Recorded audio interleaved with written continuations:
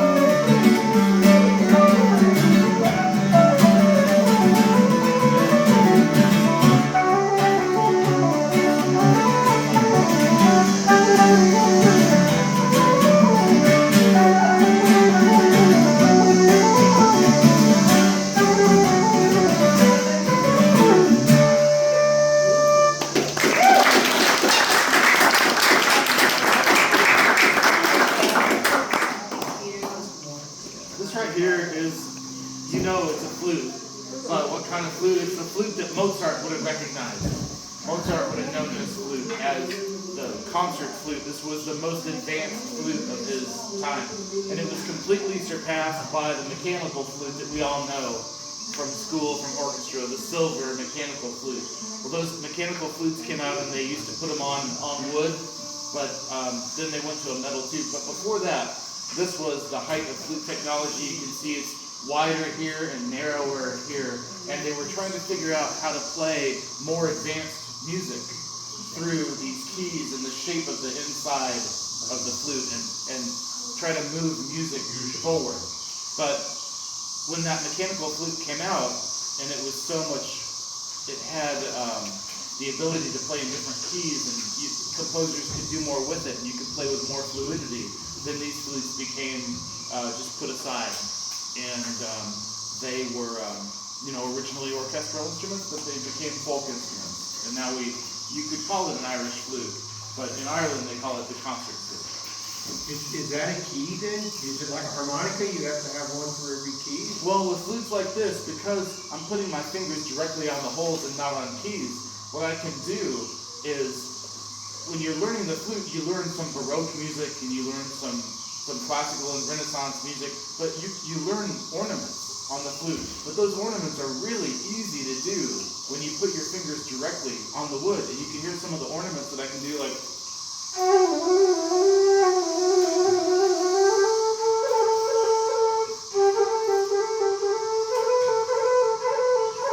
I mean, that's hard to do on a mechanical keyed flute. But, like your question, do you have different keys like a harmonica? In order to really play with that fluidity in a wild key, what I would consider a wild key, you would have to have a different flute. And I'm like Pancho Villa. I've got a bandolier of flutes like Pancho Villa had bullets. See all these bamboo flutes. Yeah. And yeah, you would have different flutes to play in different keys. I've got a key and then the related easy keys around it, but then to get into the crazy keys. Sure. I mean, a silver flute player can just play all that stuff. Really? You grew up with a Peter silver Renner. flute. Right. Yeah. But for this type of music, I mean, to play in a weird key like F sharp, I would need to play a completely different flute. Right.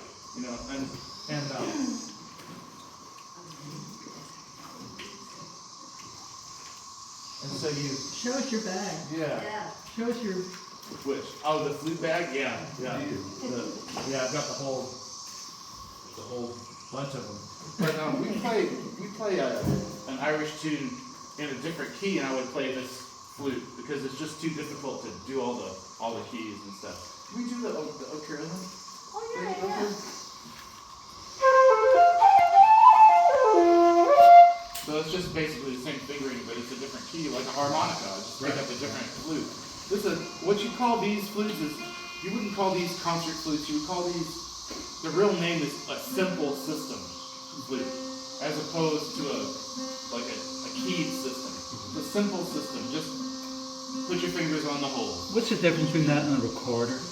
They're very similar, but the recorder is a pretty advanced instrument.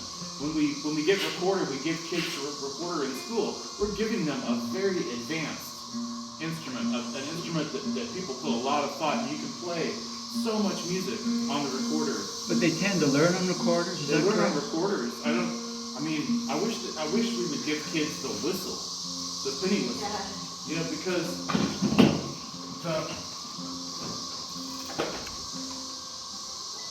what I wish we would give kids is the simple system whistle, because you learn your modes and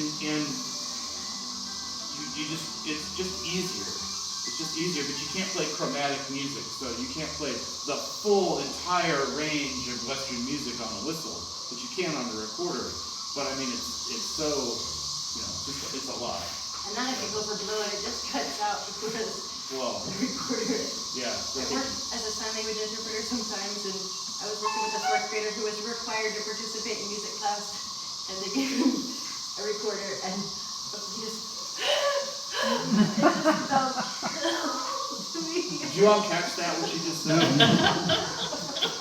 She's a sign language interpreter. Yeah. For deaf- and they made the deaf kid participate in music class.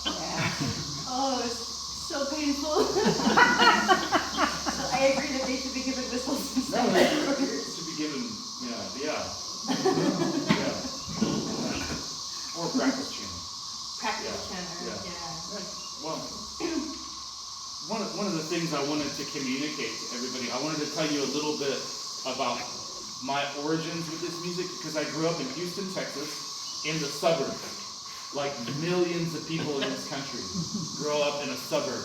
I grew up in the 80s, when the only culture because the parents were too busy trying to make a living, the only culture, we didn't go to little concerts or anything like that. It was top 40 radio and stadium concerts. So the top 40 radio was always advertising stadium concerts. And in that system, you have everybody's the audience, and you have this elite band on a stadium stage, and you're supposed to pay money to see them, and they're far away and you can't see them. There's backstage passes, and they're completely, that's commercial music, industrial music, and that's what I was brought up with. I didn't know there was any such thing as this type of music until I was later in life. And the thing that I like about this music is there's not that separation. You're supposed to be close, and everybody does a little playing, or can sing a little bit, or can do some dancing to it, or there's not that separation between the artist and the audience. We're all the same. We're all a little bit artist, and we're all audience. And that's, I think, the most important thing about this type of music is it envisions a completely different kind of approach to music, to art, to performance. Yeah. I think it belongs in houses historically. Like here, the music is like you think of it as porch music, and there it's kitchen music, which is really nice. Yeah. And that's to me what Celtic festivals and Celtic music is all about. Is we envision this society where we're close, and where you've got somebody who's amazing at an instrument who grows up in your ranks, and people know them. And the other thing that I noticed about bagpipe music and Celtic music when I first got into it is there's no separation of the generations. There's no conflicts between the generations. You have people who are elders and people who are young people, and the elders are important, listened to, they're sexy, they're everything that a young adult is, and everybody's together playing the same music, and you see that in Irish music a lot. When you go to the sessions, and there are sessions everywhere in the whole world, you'll see elders, middle-aged people, young people, people with families, single people, and we're all in the same group. We're all important, relevant. We've got something to contribute. Everybody has something to contribute. I think it's cool too. I too am from Houston and learned from the Irish music community there, but specifically, we were lucky to have Sherlock Boylan, the flute player, who lived there at the time. Yeah. Irish guy. Yeah, from Northern Ireland, and there's a northern sound. There's a northern style of flute playing, and you have it because we learned so much from Sherlock. You've got a northern sound of your flute playing, and it's cool. Like we're from Houston, but you sound like a northern flute player from Ireland. So is it Protestant or Catholic? I don't know. You wear the kilt well too. Oh, thank you. Thank you. Very nice. Thank you. Like the outfit. It's the Isle of Skye tartan. It's a pretty modern tartan. Yeah. Thought I'd try out this shirt with it. Francis Look tells good. me it works. You look good. All right, thank you. You look good. Let's play a tune. Let's play a little Carolyn tune. Yeah, these were both, well, the first one is said to have been written by Sherlock O'Carrollin, but it actually wasn't, but we'll just call it that anyway. But O'Carrollin was a harpist in the late 1700s, he was blind and traveled the country composing music for people who hosted him, and wrote a bunch of really complex, beautiful music. So these are a couple of O'Carrollin tunes. The first one is probably not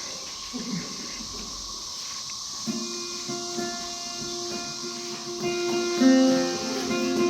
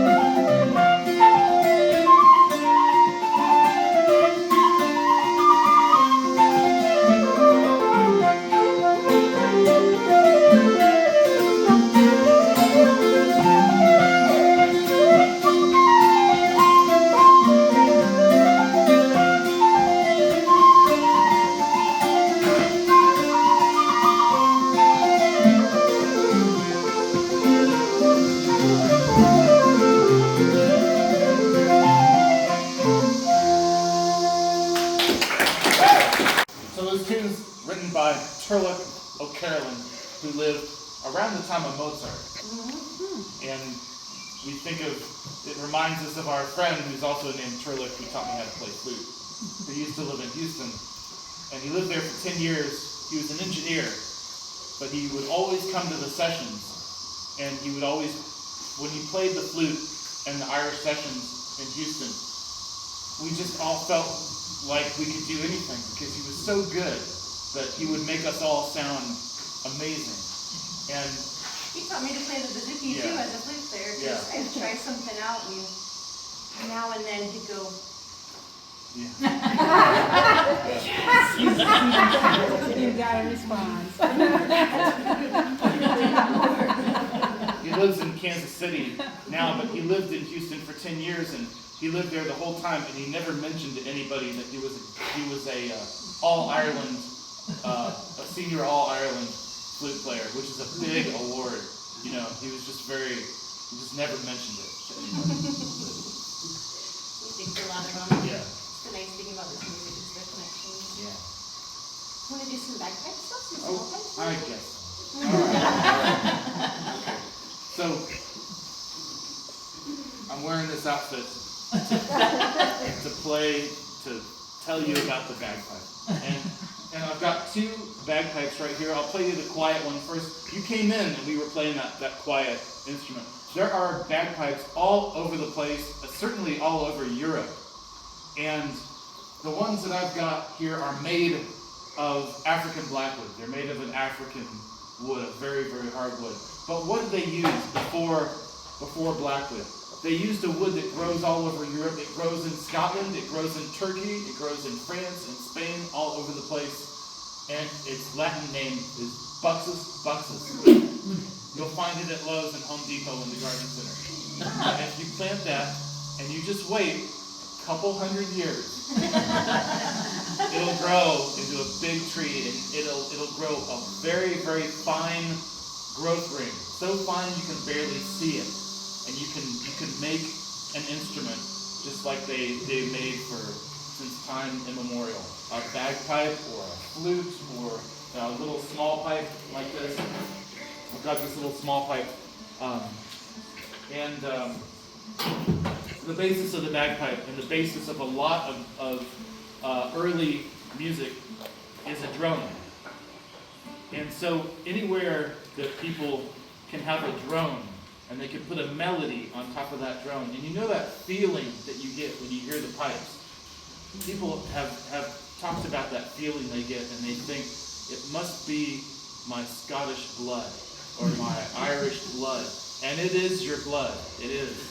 It's your human blood, because humans are so good at discerning symmetry. We can feel symmetry. And that feeling that you get, what you're discerning, is something that's a little bit rare. It's certainly rare in modern music. We don't really have it in modern music. Like when you listen to the radio, what you're hearing is a scale that's not based on a drone. But when you hear the bagpipe, you're hearing the music that humans would have made for each other for thousands of years. They would have had a drone, and they put the frequencies of the melody to fit perfectly within that drone, mathematically perfectly, to where, and the level of exactness that you can discern, you can feel it, is so fine. It's a tiny portion of a percent that if it's on, and you know it instantly. And if it's off, it's not there. And it's this wonderful feeling that we get as humans when we hear this very, very fine, very rare symmetry. And that's about the drone and the melody fitting the frequencies perfectly within the drum. That's one of the reasons you don't have the bagpipe in orchestral music, is because people wanted to be more and more clever with their compositions. And in order to do that, they had to make certain compromises with the scale. In order to go from this key to this key to this key to this key, and paint all these beautiful, musical images, they had to make little compromises in the scale. And so the bagpipe is this uncompromising scale, but it's also stuck. One key. I can only play 9 notes. That's it. So You want to hear the big ones?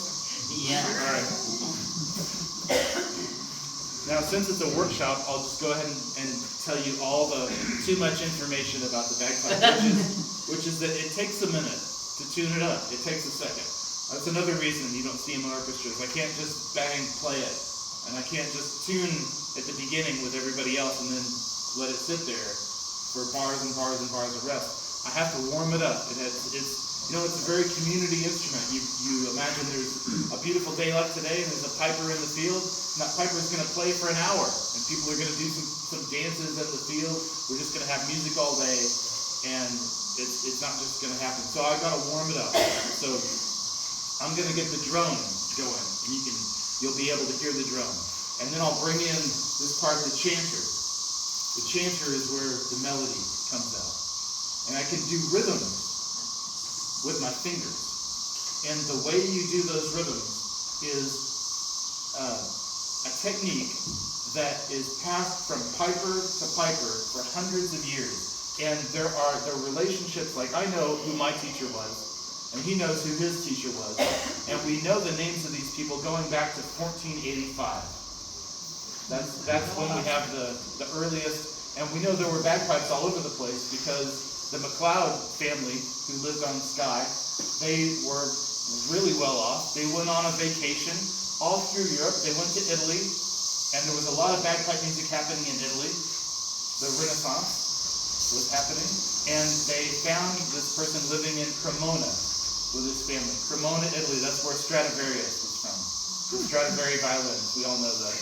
We all know about that. So in Cremona, Italy, this family, they took this family of this guy who was a piper, Giuseppe Bruno, and he went to live on the Isle of Skye. He went from Cremona, Italy to Skye, Scotland, way out on the western part of Scotland. And the MacLeod family said to him, we'll give you this piece of land, and you can pass it to your children and grandchildren. You can pass it down through heredity, but you're not going to own it. You just won't pay rent. And you can pass it through. It's going to stay ours, but you'll be able to pass it on. And in return, you'll be able to farm it, and you'll teach everybody how to play the bagpipe. The people from all over Scotland can come here, and they can learn, the best piping music of Europe. And that family became known as the McCrimmon family. And they had that piece of land until the middle 1800s. This house was what, 1820s? 28. The McCrimmon family were still living on Skye in 1828. And it was in the middle 1800s that the MacLeod heir said to the McCrimmon heir, times have changed, would you mind paying a little rent? And that the McCrimmon was so offended at that idea that after all this time, they would have to pay rent. They said, you know what, you can just have it, and we're moving to the mainland. And they did, and they broke that tradition. But they were still, all their students, all their, they just exploded, and they were so good at composing, and they became such a big part of Scottish music that now we know the bagpipe as a Scottish instrument. The bagpipe didn't start as a Scottish instrument. It was all over the place. At one time, it was the big, mainstream instrument, such that somebody from way out in Scotland wanted to go to the hotbed of this mainstream instrument, Cremona, Italy, where a lot of other music was happening, and asked that family to move to Scotland. And so that's a little bit of the story. And so it's not like an exclusive thing. Any of you can start bagpipe lessons today and easily find a teacher who can trace that back, their sort of teaching ancestry. And we can all be part of that McCrimmon tradition. And so, I'll stop stalling. I'll play a little bit. So I'll get the drone going, and then I'll get the chanter, and I'll dial it in. You'll be able to hear me fine-tuning. I can't really change the drum. I can fine-tune it, but I can't change it. I can't play any more than those notes.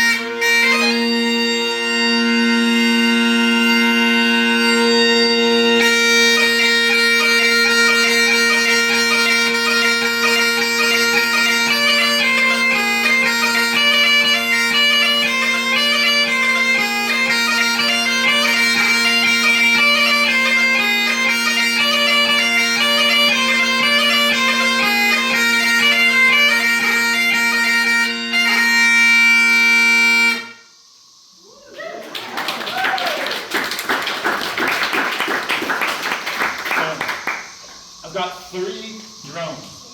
Back in the Middle Ages, back long ago, the bagpipe, we think it only had 1 drone. And the reason we think that is because we know of some churches and some buildings that were built hundreds of years ago. We know when they were built.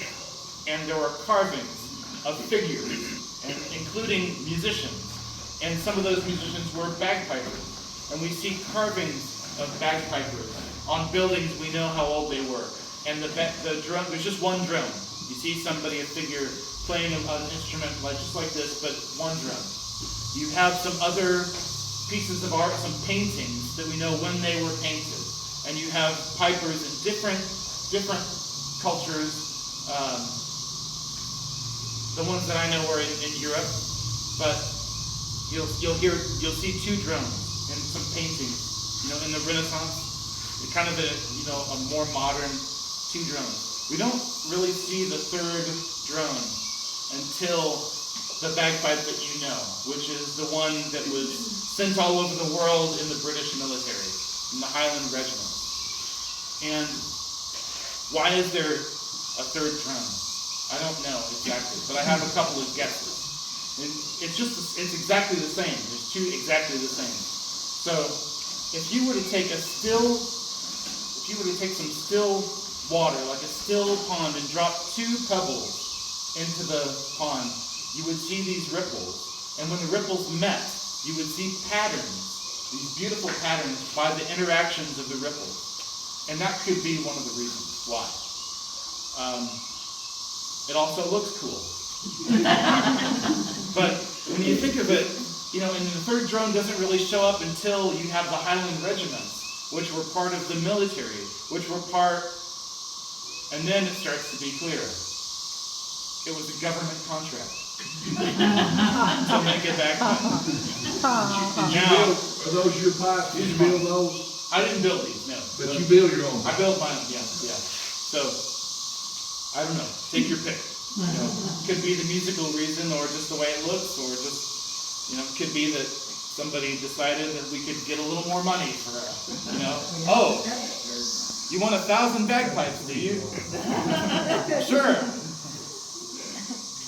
So, and then that tune I was playing, you could hear that rhythm, that da-ka-da-da-ka-da-da-ka-da-da-ka-da. I had to do that with my fingers. And they teach people to do that. You have to do it in a certain order. You have to go this finger, this finger, this finger. And we sit around a table with a practice chant or a little instrument that you just have the fingering, and we drill that stuff, and that's how you get the bagpipe. If you go and you join your local pipe band, and there's one not too far from here. There's pipe bands everywhere. They're coming tomorrow. There's pipe bands everywhere. It's a wonderful thing to be a part of. And the bagpipe is very difficult physically to play. It's like an isometric exercise where you're like scrunching down on something. But it's easy socially because you've always got something to do. We could all start bagpipe lessons right now today, and we could form a pipe band, and in no time we'd be out, and somebody would want us to come play a parade, or a wedding, and we have something to do. We get together every week and we have band practice, and we talk about, okay, all right, this Saturday is the parade. Let's all get our instruments, and we're all doing something. And with a lot of the music we get in school, there's nothing for us to do with it afterwards. And when you play like the clarinet, what do? All your music starts with 8 bars of rest, and then toot, toot, toot, and then 4 more bars of rest. And you've got to have an orchestra, but with the bagpipe you don't. You just play yourself, add as many or as few pipers as you want. It's a great social thing. It's physically good for you. And so I'm just trying to give you all the information about this. We've got the similar thing in the Irish session world, and Irish music are something to do with sitting in the bar for an afternoon. Playing tunes, not so bad. I'm curious, the fingering for the percussive sound, why does it have to be so specific? Because it's how you get into the rhythms, and you're setting yourself up for the next thing. Okay. So when you do the specific rhythms, then you're set up to where it's easier.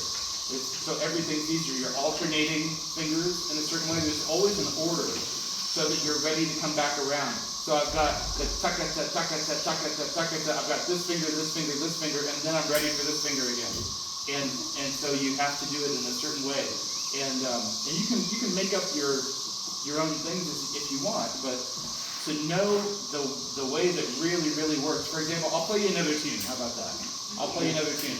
And in order to do this, I had to spend years with these little drills. We all do, all pipers do. The pipers you'll see tomorrow in the pipe band, we're all engaged in this lifelong study of the instrument. So I'll play you something fast, and I had to do the flow exactly a certain way in order to accomplish it.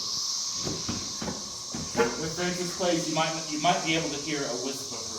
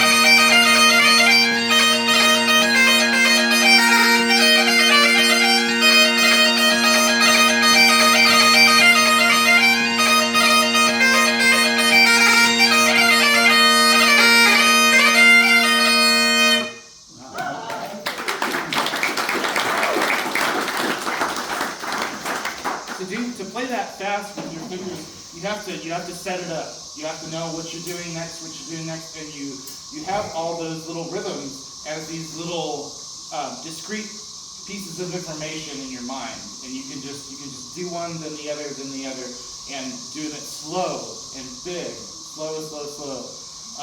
Then you start to get faster and faster at it. But the point is not to play fast. The point is to play clearly. And I just wanted to play that fast just to illustrate, it's how the way the bagpipe works. I was always under the impression you had to have really good lungs to do this. You have to have good lips. Yeah. Lips, not yeah. lungs? Not lungs. Oh. No. Yeah. Back in the old days, we would all smoke. Yeah. And no, you have to be able to just go like that, and not, because your lips will give out. And then you can't put air in the instrument. And you have to squeeze the bag so that I've got a few seconds of air in the bag. About that long. And then I take a breath and then replenish the air in the bag. And the air can't just whoosh out because the reeds will only allow the air to go past in such a way that the reeds vibrate. And so it won't just whoosh out because the reeds are right there. And we've got basically something that works a bit like a clarinet. You've got a stable body and then a tiny little sliver of wood or plastic or cane that when the air goes past it, it vibrates. Oh. That's the drone. Yeah. Yeah. What do you think of the electric bagpipe? They're great. Oh. Yeah, great. Especially I like them when people use them in performance. People who want to have a bagpipe sound, but they don't want to learn the bagpipes. I'd much rather them play an electric bagpipe that's perfectly in tune than try to play one of these and they're just, it's a big mess. Does that electric one always play perfectly in tune? Yeah. I mean, unless they program it to play, Yeah, because they just program it. Yeah, and then you just. like one of those Casio keyboards. What's the pitch relationship between the two sides of the drum? An octave. One octave. Yeah, one octave. These are unisons. Right. Exactly the same. This is just one octave down. Okay. And then the chanter, the low note of the chanter is one octave above this. So it's this, an octave, and then the high note of the chanter is another octave. But I've only got one octave on the chanter. Right. And I've got an octave plus one lower note. And that lower note, we play some rhythms with that lower note. And that's it. So you can play tunes like Amazing Grace, or The Water is Wide, you can play Happy Birthday, stuff like that. You can play a lot of folk dance music, but you can't play like Rhapsody in Blue. You know? In order to get something like that, you have to have a more modern instrument. So, there we go. Let's have another one. Yeah, all right. How about I'll play. So I mentioned how the bagpipe is really easy socially, and people will spend their whole lives playing in pipe bands. It's so fun. You get to march around and be really loud, and everybody knows exactly where you are, and call the cops when you practice. And so all pipers have this desire, this longing in them that one day, and they don't talk about it. They just think they're the only one. But they long that one day they would play quietly.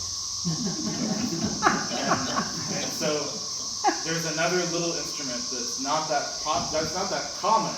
It's popular when people find out about it. It's called a small pipe. And these big pipes, they're called the Great Highland Bagpipe. And we have a lowland bagpipe, or a border pipe, from the part of Scotland that borders England. It's these beautiful rolling hills. It's really gentle, and they have this gentle instrument that they play on the Scottish side and the English side. And you have a bellows strapped onto your body with a strap on your arm like that. And you're going to blow the pipes with the bellows. Got a blowpipe here, and then the bag here. The drones are all together, and the chanter like this.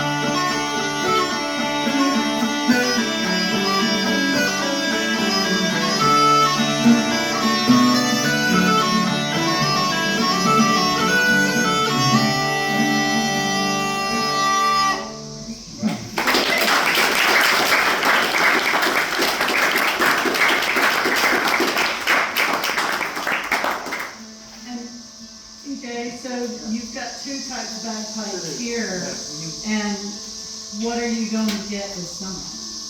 Oh, well, there's a lot of different cultures have the bagpipe, and the reason we don't know about it is it just didn't make it into orchestral music.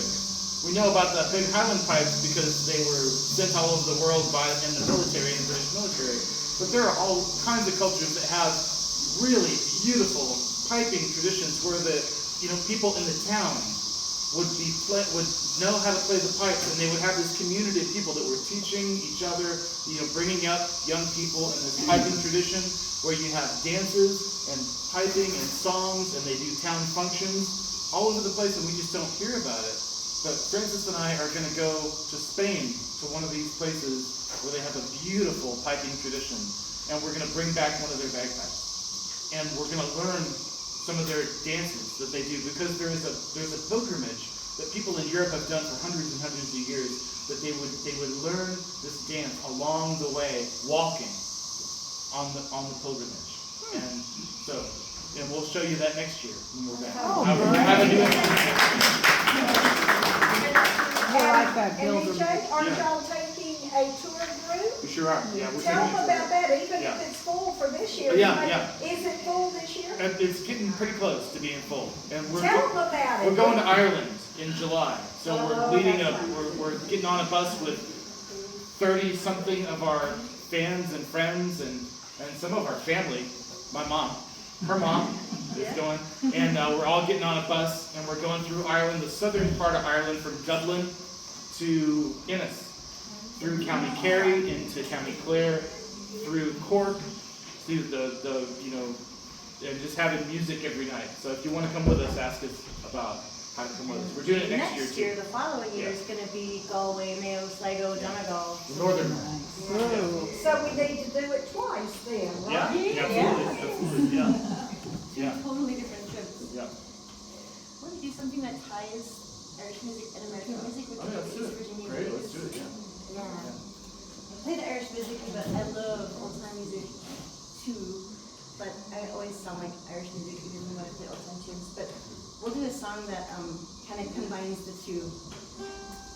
A contemporary Irish song by John Spillane from County Cork, and then the East Virginia blues, which has been sung here forever and ever and ever.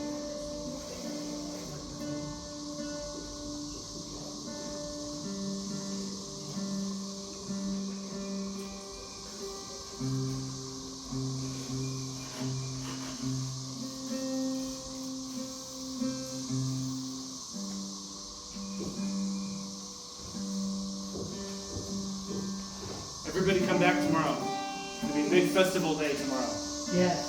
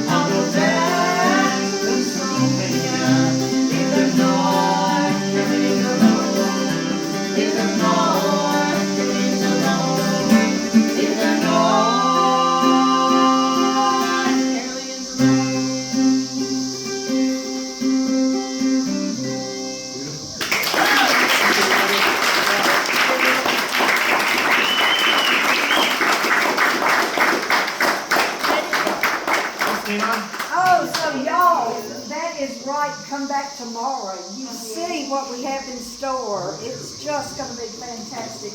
We thank y'all so much. That was great. Yeah.